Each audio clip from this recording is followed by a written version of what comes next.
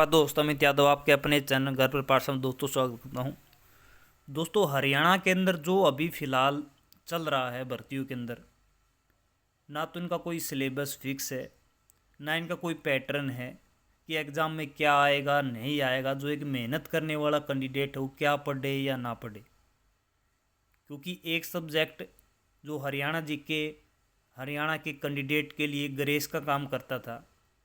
क्योंकि other state वालों की इतनी हरियाणा जीके अच्छी तरह से याद नहीं होती थी,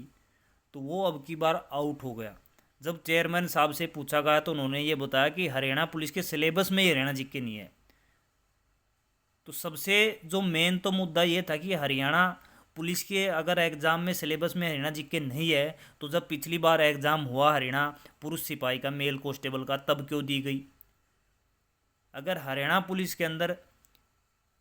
HR जीके जो हरियाणा जीके आपकी नहीं है, तो फीमेल कांस्टेबल के एग्ज़ाम में क्यों दी गई? SI के एग्ज़ाम में क्यों दी गई? आपके कमांडो के एग्ज़ाम में क्यों दी गई? केवल जो मेल कांस्टेबल के एग्ज़ाम में यहाँ पे क्यों नहीं दी गई? दूसरी बात है, जो सबसे बड़ा फर्जीवाड़ा जो हरियाणा सरकार ये कह रही है कि हम बिना पर्ची बिना खर्ची यानी कि निष्पक्ष तरीके से हम मेरिट के आधार पर नौकरी दे रहे हैं, वो अब आप लोगों ने पिछले 10-15 दिनों से जो चल रहा है नीलागर गैंग जो चल रहा है, 10-10 लाख रुपए में, 20-20 लाख रुपए में, जो HCS रैंक की, आप सोच सकते हैं HCS है यानी कि हरियाणा पब्लिक सर्विस कमीशन की जो भर्तियां हैं, यानी कि जो हरियाणा पब्लिक सर्विस कमीशन है वो इतनी सिक्योर उनकी वो होती है, परीक्षा होती है, उसमें भी उन्होंने सेंध लगा दी है। तो HSC तो फिर आप सोच सकते हैं जिसमें ग्रुप D और ग्रुप C लेवल की यहाँ पे जो है भर्तियाँ होती है। तो सरकार का जो है बिना खर्ची बिना पर्ची वाला जो ये नारा था वो दरा का दरा यहाँ पे रह गया। यानी कि जो एक कैंडिडेट दिन रात मेहनत करता है, उसके घर वाले सपने देखते हैं कि क्या पता इस भर्ती में इसका हो जाएगा, अगली भर्ती में हो जाएगा, बस अब तो 2 महीने बाकी हैं, बहुत मुश्किल से यहाँ पे करते हैं। पीछे जब हुआ था तब एक बार चंडीगढ़ यहाँ पे प्रदर्शन हुआ था, कैंडिडेट का साथ दिया था, लेकिन उसके बाद में किसी भी यूट्यूबर ने, उसमें मैं भी आ लिया, किसी भी यूट्यूबर ने, मैं तो बहुत छोटा हाँ हूँ अब तो, ठीक है, तो जो बड़े बड़े यूट्यूबर हरियाणा के, जो इन कैंडिडेट की बदौलत यानी कि आप लोगों की बदौलत ही इनकी दुकान चलती है, या मैं ये कह दूं कि आप लोगों की बदौलत ही इनका अस्तित्व है, ये बड़े बड़े हैं, इनमें मैंने इनकी फ़ोटो यहाँ पे लगा रखी है। मेरा उद्देश्य केवल ये बताना है कि इन स्टूडेंट का जब गलत हो रहा है, एक मेहनत करने वाला कैंडिडेट यहाँ पे पिछड़ रहा है, उसकी आत्मा यहाँ पे रो रही है कि मैं HSC की तैयारी करूँ या नहीं करूँ, या कहीं पे जॉब लग जाऊँ, तो इनको उनका साथ यहाँ पे देना चाहिए, इनको आवाज़ उठानी चाहिए सरकार के साथ में कि सभी भर्तियों की यहाँ पे निष्पक्ष जाँच हो। जो पीछे भी भर्तियाँ यहाँ पे हुई हैं उनमें बहुत ज़्यादा फर्जीवाड़ा हुआ है। SI का अगर आप निकाल लें तो 400 में से देख लो कितने कैंडिडेट यहाँ पे सोशल इकोनॉमिक्स के फर्जी नंबर लगाए हैं, या जो सीटर इन्होंने बैठाए हैं। ऐसा ही मेल कांस्टेबल के अंदर हुआ, बहुत सारे कैंडिडेट ने सीटें खाली छोड़ी हैं और यहाँ पे सीटर इनके अंदर बैठे हैं।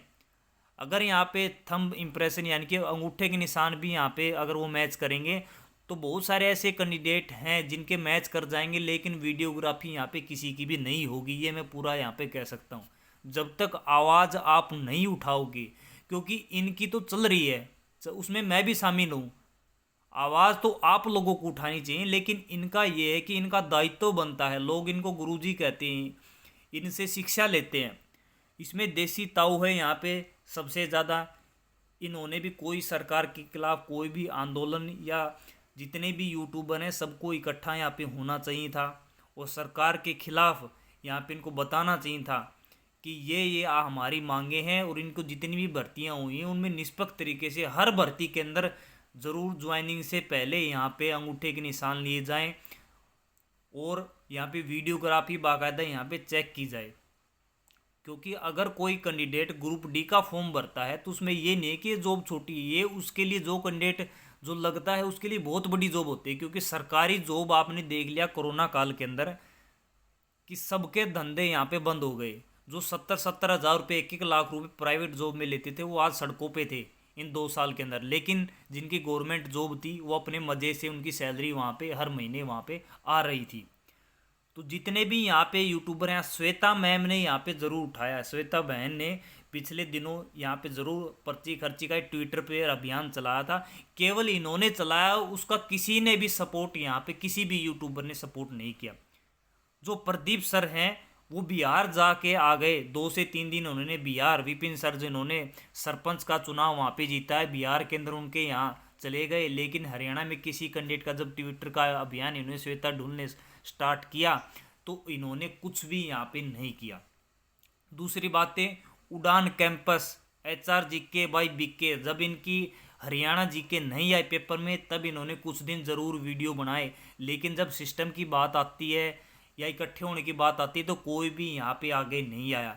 केवल अपने पैसे कमाने के लिए, दूसरी बातें अपने सब्सक्राइबर बढ़ाने के लिए हर रोज़ वीडियो बनाते हैं, लेकिन सिस्टम के खिलाफ, सरकार के खिलाफ इन्होंने कुछ भी अपना विरोध दर्ज नहीं किया, कुछ भी विरोध दर्ज नहीं किया कि इस कैंडिडेट के साथ में ये गलत हो रहा है। केवल अपने अपने बैच यहाँ पे बेच रहे हैं। और भी सारे हैं यूट्यूबर, जैसे आपका स्टडी मंत्रा है, मोहन सर का है, बहुत सारे जो मेन 5 से 7 मैंने इनको लिया है, जो मेन मुख्यतः जिनके सब्सक्राइबर ज़्यादा हैं, अच्छी खासी इनकी संख्या है हरियाणा में। तो इनको मेरी इनसे यही विनती है कि कोई भी एक डेट फिक्स की जाए, उस सरकार के खिलाफ प्रदर्शन किया जाए, ताकि सरकार जागे। जो अब भर्तियों के अंदर हो रहा है ये आगे भर्तियों के अंदर ना हो, नहीं तो फिर हरियाणा के अंदर जो मेहनती कैंडिडेट है, जो केवल ये सोचता है कि मेरी पढ़ने से मेरा सिलेक्शन हो जाएगा, वो व्यर्थ है, अपना पढ़ना बंद कर दे और कई जॉब अपनी स्टार्ट कर दे। तो मेरा इनसे यही निवेदन है कि बच्चों का साथ ज़रूर दें और सरकार के खिलाफ हल्ला बोल का कार्यक्रम यहाँ पे जारी करें। तो आज के लिए दोस्तों इतना ही। जय हिंद, जय भारत और जय हरियाणा दोस्तों।